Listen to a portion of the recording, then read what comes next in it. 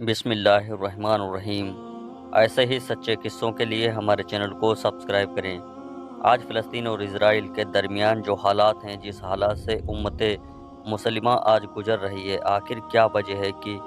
ظالم حکمران ہم پر مسلط ہیں؟ آئیے اس کے تعلق سے ہم سے پچھلی امت یعنی بنی اسرائیل کی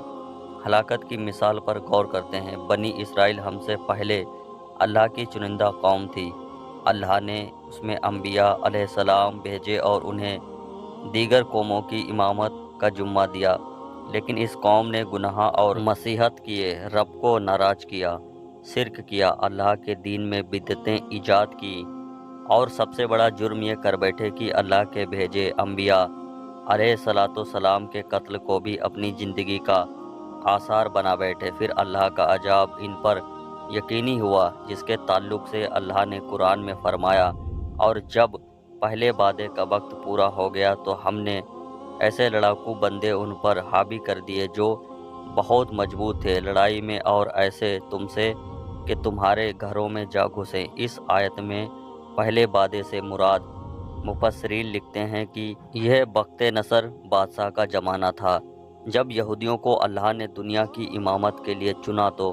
انہوں نے اللہ کی ناراضگی والے کام کیے اور دانیال علیہ السلام جیسے نبی کو تکلیف پہنچائی، تو اللہ رب العزت نے اپنے پہلے وعدے کو ان کے خلاف پورا کیا اور بخت نصر کے ذریعے یہودیوں کو ذلیل کر ان کو اپنے ملک فلسطین سے نکال کر وہ اپنے ساتھ غلام بنا کر عراق لے گیا۔ دوسرا وعدہ بخت نصر کی قید سے کئی سالوں کے بعد آزاد ہو کر واپس آئے، لیکن اللہ کو پتا تھا کہ یہ لوگ اپنی بحیثیت ادھرمی سے باز نہیں آنے والے، تو اللہ نے ان پر دوبارہ اپنا عذاب ڈالا، جس کے تعلق سے اللہ تعالیٰ نے قرآن میں آگے فرمایا۔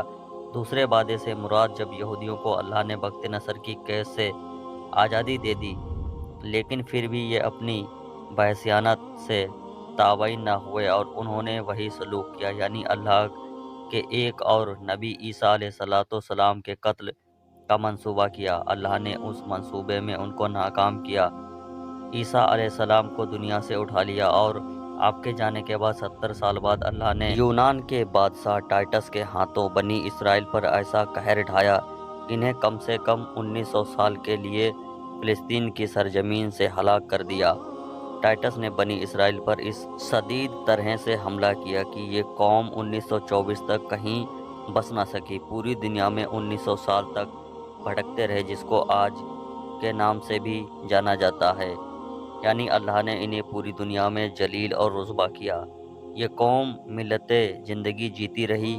کہ یورپ کے اندر ان کے الگ الگ علاقے ہوا کرتے تھے، جسے کہا جاتا ہے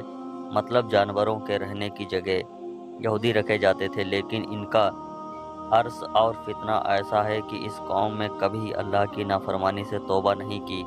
اللہ نے ان کو قیامت تک ہمارے لیے عبرت بنا دیا اور وعدہ کر کے قرآن میں فرما دیا۔ ایسے ہی سچے قصوں کے لیے ہمارے چینل کو سپورٹ کریں۔ ملتے ہیں اگلے واقعے کے ساتھ۔